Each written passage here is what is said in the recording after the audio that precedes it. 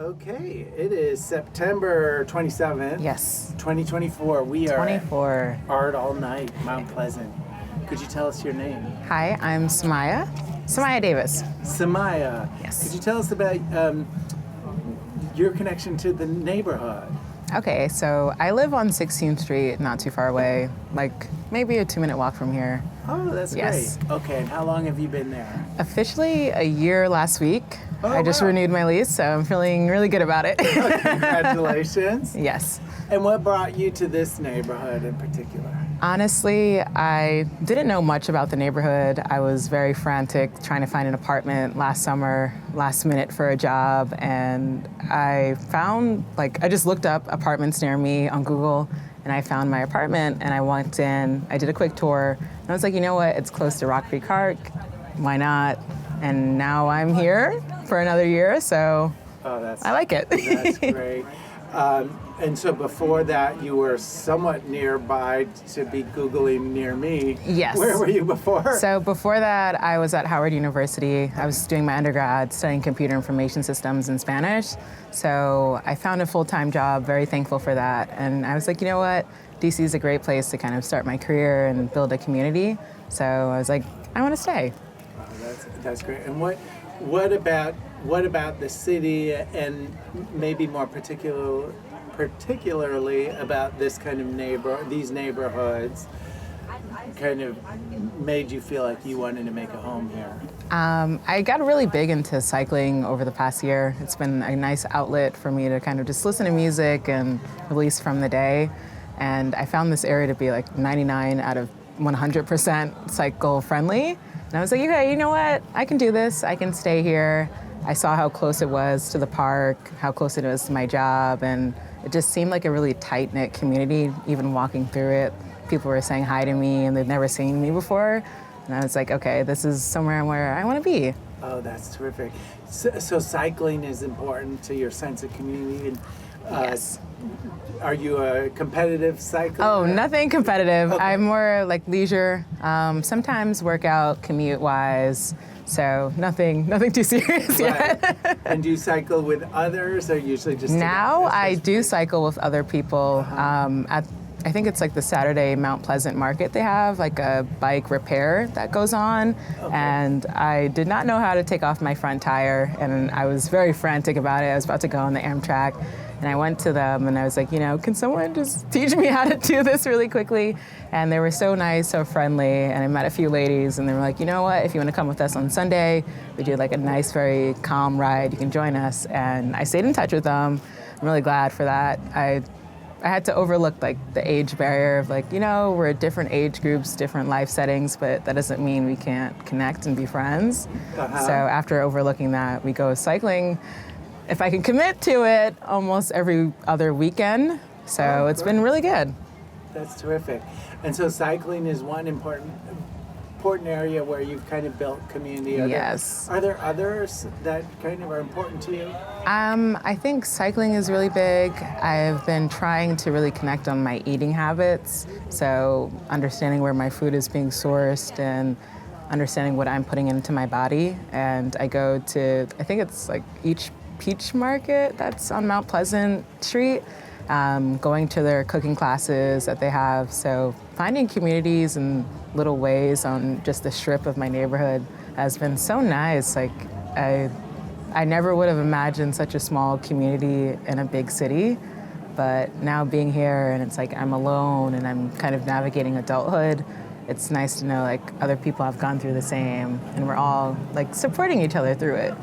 That's terrific. Yeah. And so a lot of these places are right here on Mount Pleasant. So close. Bringing folks together both around food and cycling. Yeah. And are there friends that you maintain your connections with in the city from Howard? Yes. There's a few friends that I've maintained close connections with, but they live in Noma. Okay. And honestly, when I go over to Noma area, it's like I'm in a different part of the city. Oh, okay, this is a city part. But where I live, I feel like it's more homey and kind of like a suburb feeling that it reminds me of home. Yes, it's very walkable, very easy to get around, but people are very close of who's in the neighborhood, what's going on, and something as small as like the mailman understanding who I am. And I'm like, there's like 10 floors in my apartment building. For you to be like, okay, hi, Samiah, how are you doing? It's like, wait, how did you know that's me?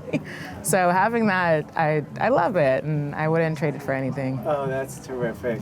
And you said it reminds you of home. Yes. And what is home for you? Home for me is Long Island, on the border of Rosedale, Queens, and Valley Stream. So it's a mix of city, kind of ish, and also Long Island. So being here, seeing like little kids, I feel like that's not common from where I was at Howard, and seeing young people, but I come here, I'm seeing kids run around, and I'm a firm believer of like kids being loud is a sign of happiness and joy. It's not a bad thing, and hearing kids scream and run around, there's like a burger-friendly place, and all the art on the walls decorated by the kids in the neighborhood.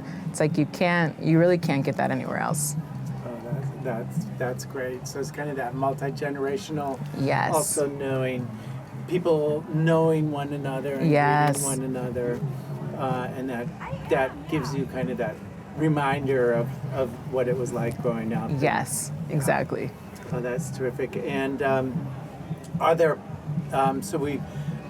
who are some of the people that kind of stick out to you in terms of that are important to you in the neighborhood as far as community building goes? I would say Lamia. Her name's Lamia West. She operates a organization called Black Eudaimonia, and it focuses on like empowering Black people and persons through nature, specifically through Rock Creek Park. And I was just walking one day, and she had a little sign that said "free hugs," and I was like, I could do a free hug. Like, it was a rough day, and after getting that free hug, we remained in touch, and now I go on like hikes with her organization, and I think that's really empowering for me because you can find a community even when you're not looking for it. And it was at a time where I really needed support from other people and kind of like guidance of what's going on in life and so many changes. And she's just been a tremendous support for me. And I'm really thankful for her, so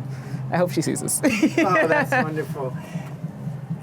In 5 years from now, where would you kind of like to see both kind of yourself as well as the community? In 5 years, I would love to still be here, possibly in a different place, but the main, obviously, thing that is going to be a huge factor is the price and the cost of living. And even being here for just a year, I can rapidly see like how things were one price a year ago, and this year it's an increase that is, something that impacts my budget. So I want to stay here. I want the longevity of the neighborhood to stay here, the community, the familyness of it. I don't want anything of like that to change, but money is a big issue, and the cost of living going up is hard. So navigating through that. Yes, thank you. Is there a question you wish I had asked you? My favorite store, maybe? Yes. I'm trying to think.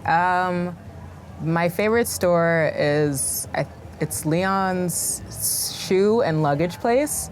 I've been trying to be more sustainable with my purchases and making sure it has longevity for it. So I have like leather boots and some leather purses. I was like, instead of donating it and getting rid of it, I can also just bring it to this locally owned shop.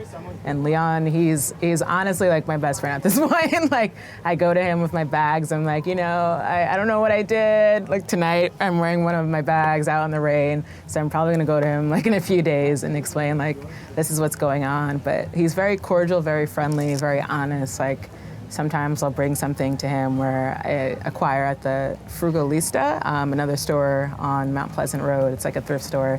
So I'll bring something from there and then kind of take it to him and say, like, can you just make it look a little nicer? And within a day or two, he'll do something phenomenal. So me and him, I really appreciate him. Thank you so much. Yes. I really appreciate it. Of course.